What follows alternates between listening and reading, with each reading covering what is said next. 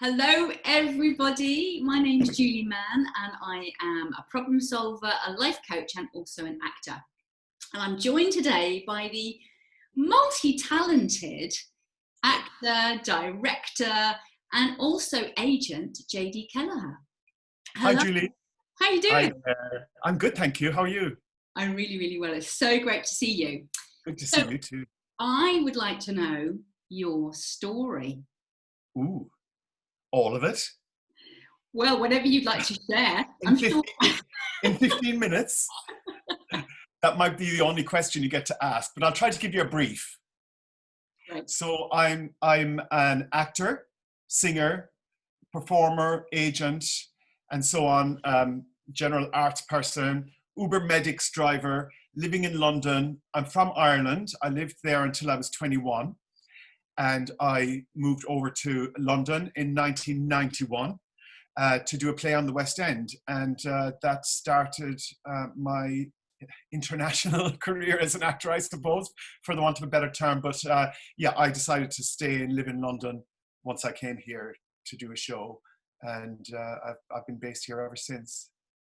Fantastic. So one of the things I really admire about you is that in a world where so many people are trying to fit in, you're someone who's not afraid to stand out and be yourself. And I absolutely love that. So has that always been the case, JD? Thank you. That's an interesting question.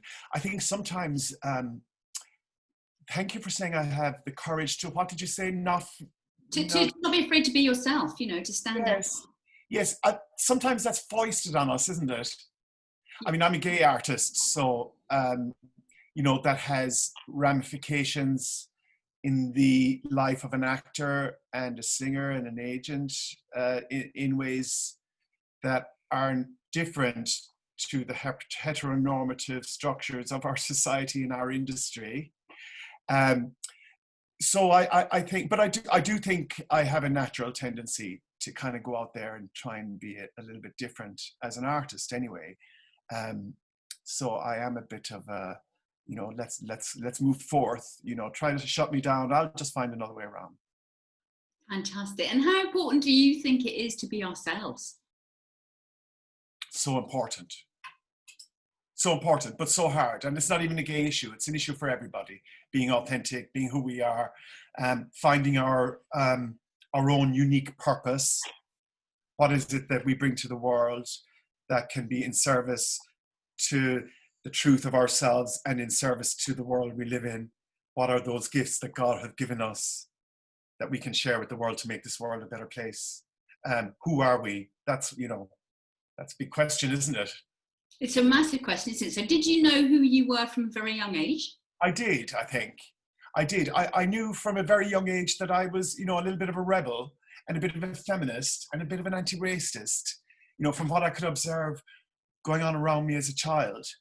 And that's true of me today. So yeah, I've always kind of stepped outside the groove and been a little bit of a rebel. But then when I realized my own sexuality, in my, early teens or before, even, yeah, that just took it to a whole new level, I guess. So stepping out of the group must have really been painful at times. How was that for you, growing up as a child and getting to where you are today? Painful at times, very painful at times, and I think it still is very painful at times for LGBT children today. We still don't get an education in our schools. There's been a lot of damage done in the past. And I think one of the biggest pains for LGBT children, and I've co-written a song about this actually called Undercover Kid, is the fact that children have to be silent about who they are, whether it be that they like dolls or that they find, somebody attractive or whatever. I knew very young, when I realized that I was attracted in some way to the same gender, to my own gender, I knew deep down, without any vocal messages, that there was something wrong about that. Mm-hmm. And you don't have words for it.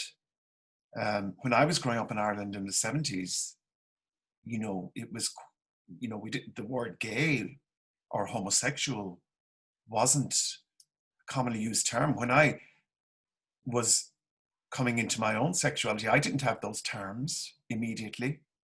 I just knew there was something askew, broken.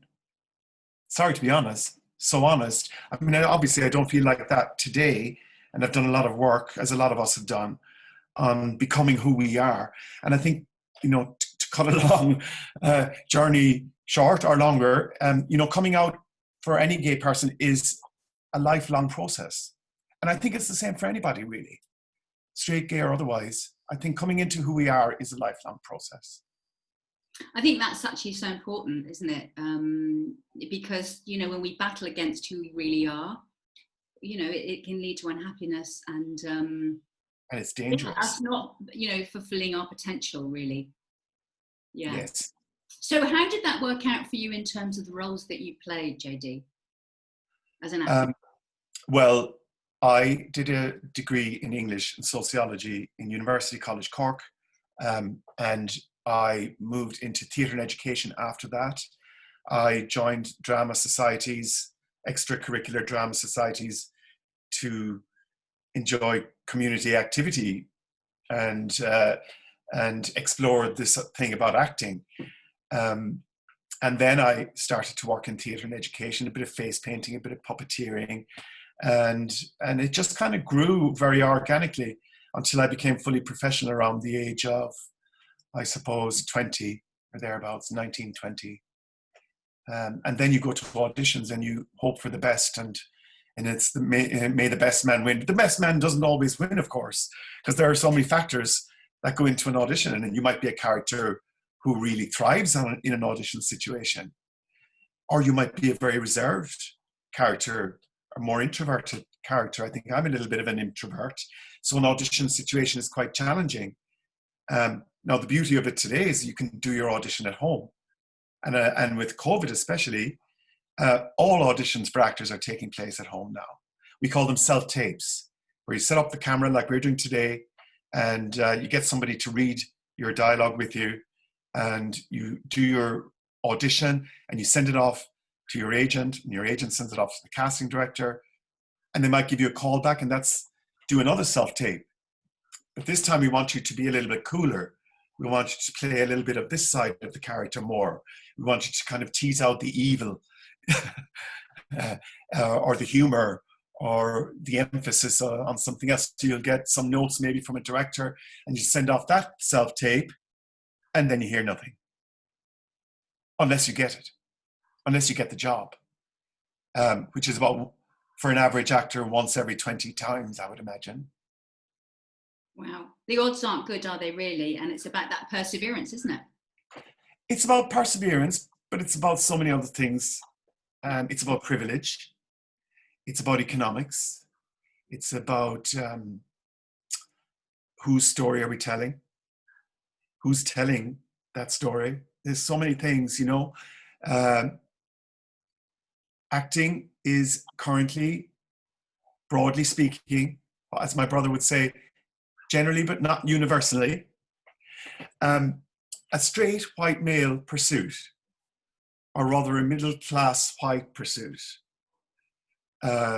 Most of the colleges are middle-class, reasonably wealthy white families, and more power to them in some ways, but it's not an equal playing field, just like everything else. Mm-hmm. So why did you become an agent, JD? I became an agent because I wanted to have more access to the casting world for myself and my friend. So we wondered, how about if we start our own agency? We would then see all the breakdowns. We'd know we'd have control of what we were being submitted for, rather than handing that over to an agent who didn't always understand us, maybe, as immigrants or whatever.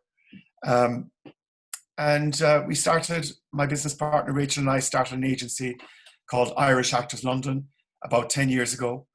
2 years into that, we changed our name and became International Actors London.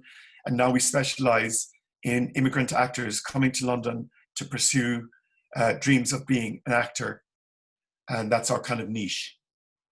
And so we're in existence about 10 years. That's brilliant. And so what kinds of people do you represent, apart from, you know, you're saying immigrants? We focus on as much ethnic diversity as we can in terms of our British actor clients. And then we are trying to form a kind of a Noah's Ark agency of 2 people from everywhere in the world. Love that.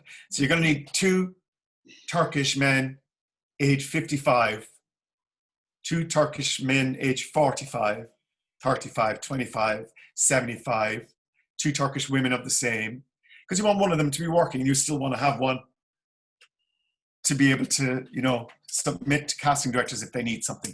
So basically, casting directors who are looking for people from all over the world are beginning to come to us now when they need, you know, a South African Afrikaans speaker, or an Irish speaker, or a Swiss German, for example, you know.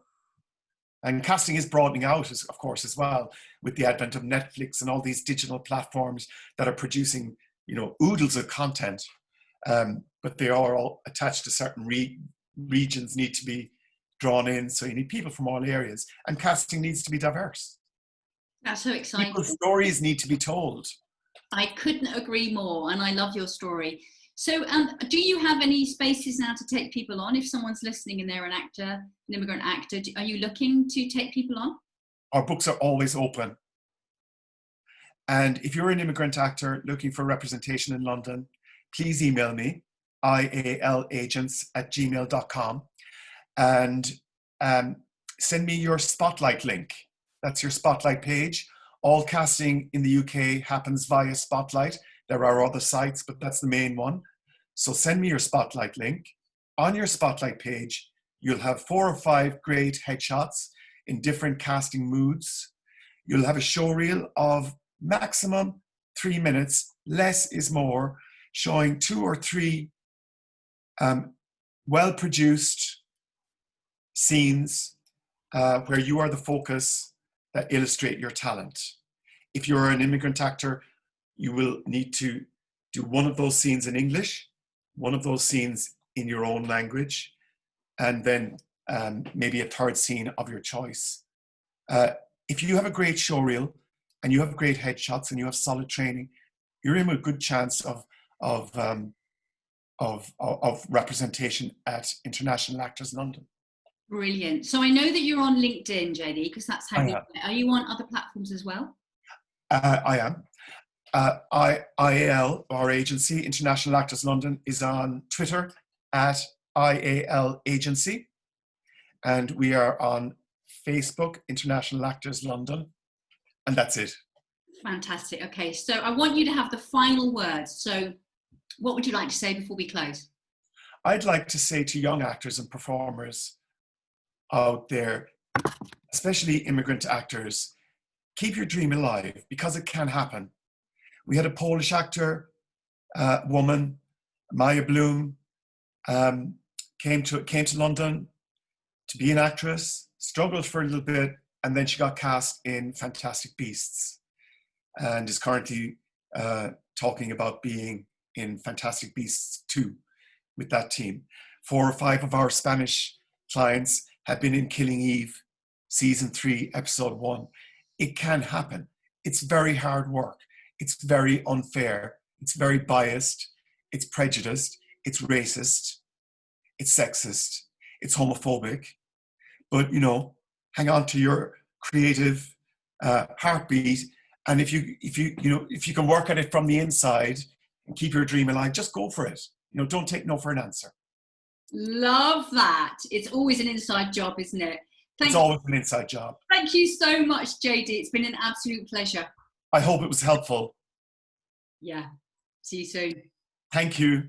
Bye, Julie.